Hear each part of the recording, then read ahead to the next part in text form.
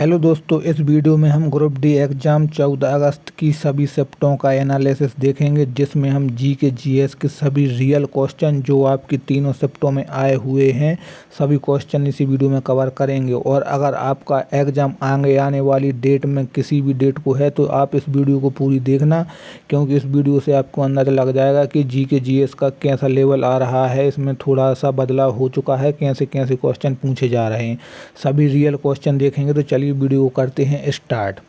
पहला क्वेश्चन है, भ्रष्टाचार धारणा सूचकांक 2025 में भारत की रैंक क्या है? तो भारत की रैंक 91 नंबर पर है भ्रष्टाचार में, ठीक है। और ट्रांसपेरेंसी इंटरनेशनल द्वारा जारी इस सूचकांक में विभिन्न देशों को सार्वजनिक क्षेत्र में व्याप्त भ्रष्टाचार के स्तर के आधार पर रैंक प्रदान की जाती है, ठीक है दोस्तों।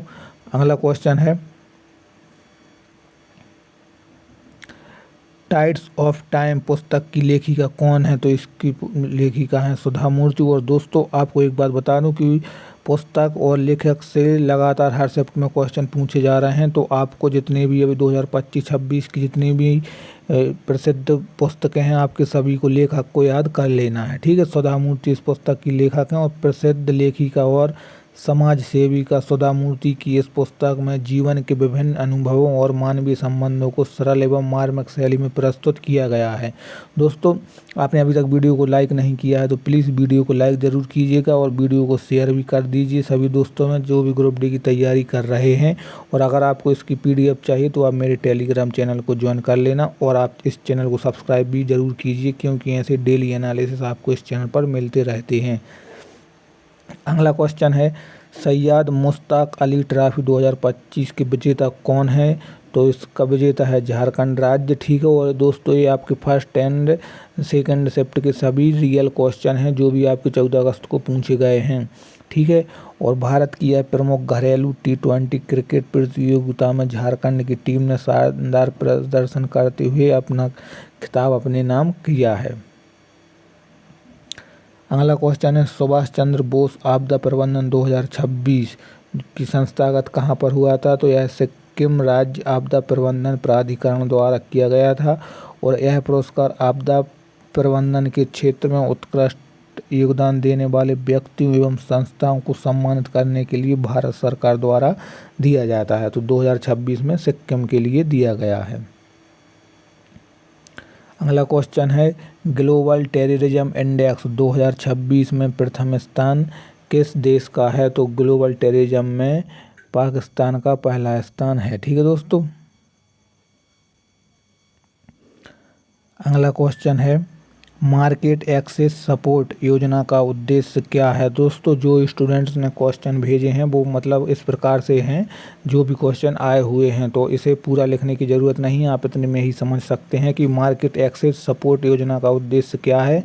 तो भारतीय निर्यातकों एवं MSMEs को वैश्विक स्तर तक पहुँच प्रदान करना इसका मुख्य उद्देश्य है।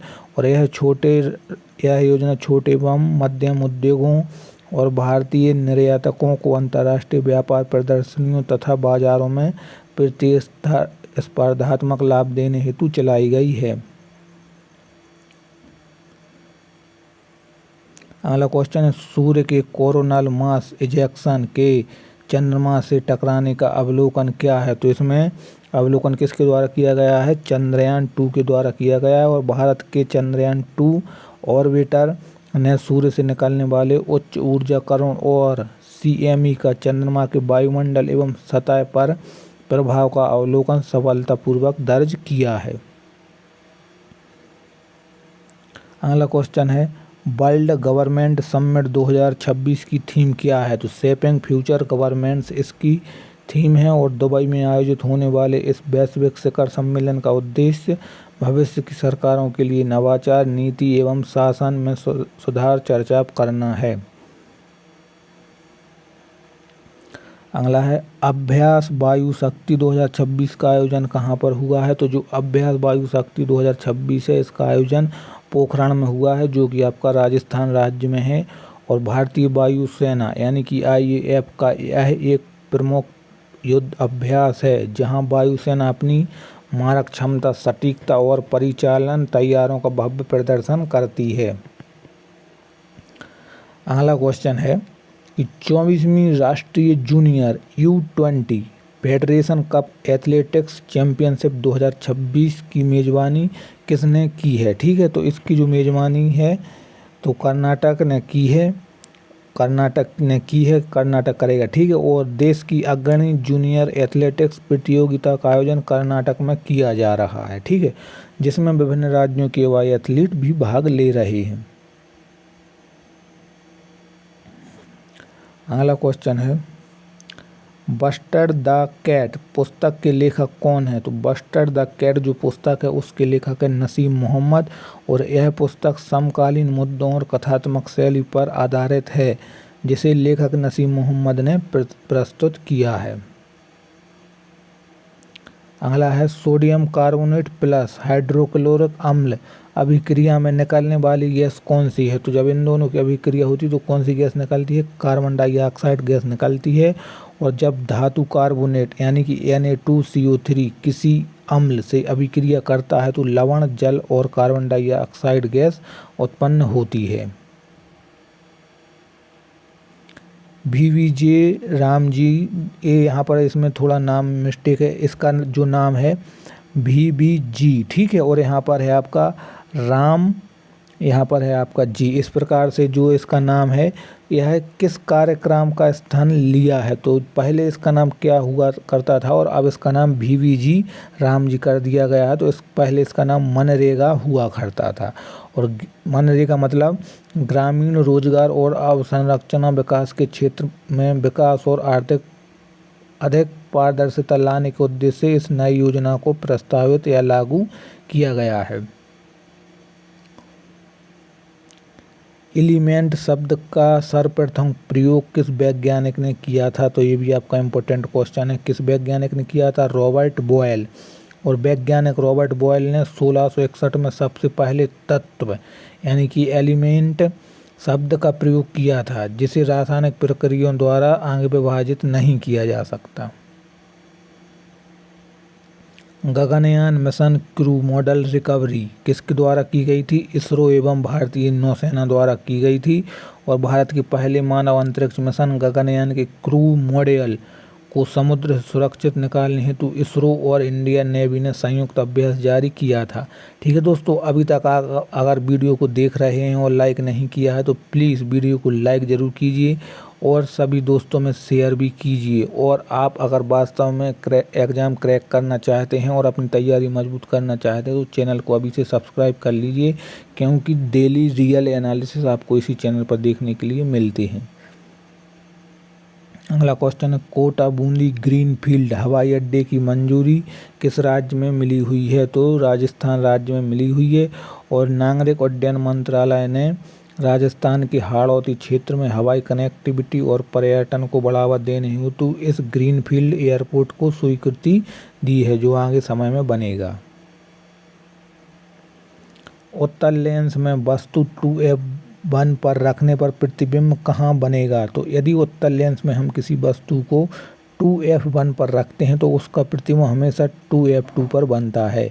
और जब वस्तु उत्तल लेंस के प्रथम वक्रता केंद्र पर स्थित होती है तो उसका वास्तविक उल्टा और वस्तु के बराबर आकार का प्रतिबिंब द्वितीय वक्रता केंद्र पर बनता है। नेक्स्ट क्वेश्चन है वेग समय ग्राफ में सीधी क्षैतिज रेखा का क्या अर्थ है। तो जो आपका वेग समय है उसमें जो सीधी क्षैतिज रेखा है उसका क्या अर्थ है। तो उसका अर्थ है नियत वेग, यानी कि यदि समय के साथ वेग में कोई बदलाव ना हो तो VT ग्राफ समय अक्ष के समांतर एक सीधी क्षैतिज रेखा के रूप में प्राप्त होता है।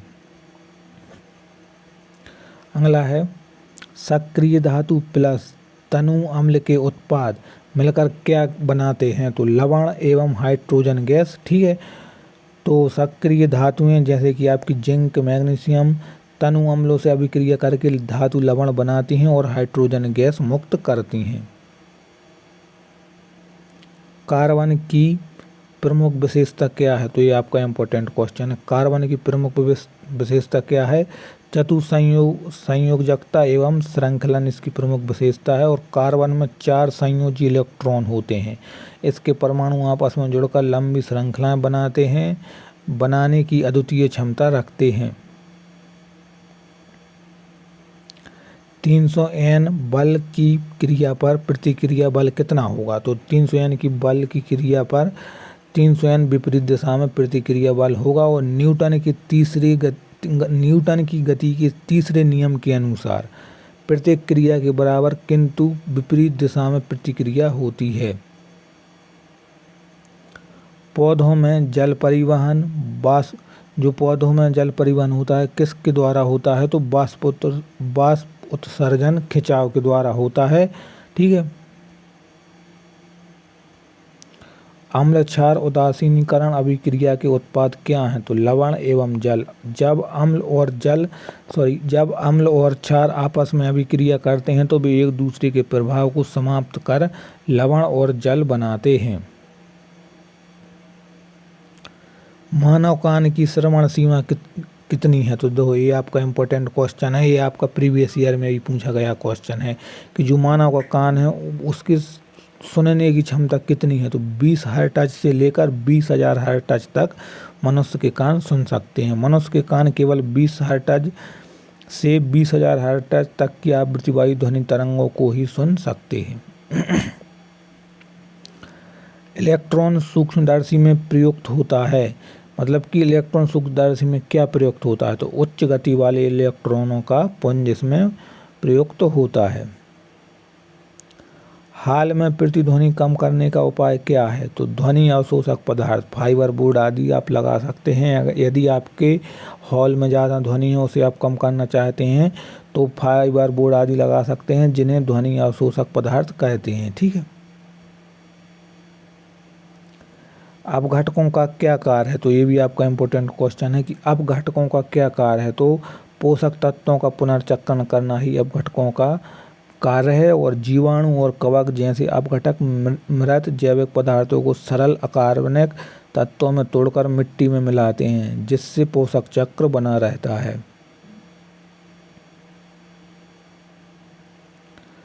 ग्रीन इनोवेशन डिफेंस पार्टनरशिप किन किन देशों के बीच हुई है? तो भारत और स्वीडन के बीच हुई है। और दोनों देशों ने रक्षा तकनीक, जलवायु परिवर्तन और हरित नवाचार के क्षेत्र में रणनीतिक सहयोग हेतु यह साझेदारी की है। धूम्रपान से सबसे अधिक प्रभावित अंग कौन से होते हैं? तो जो धूम्रपान करते हैं उससे सबसे ज़्यादा प्रभावित कौन से अंग होते हैं? फेफड़े। सिगरेट व तम्बाकू के धुएं में मौजूद हानिकारक रसायन फेफड़ों की कोशिकाओं को नष्ट करते हैं जिससे दमा और कैंसर जैसी बीमारियां होती हैं। अगला सिंधु जल संधि निलंबन का कारण क्या है?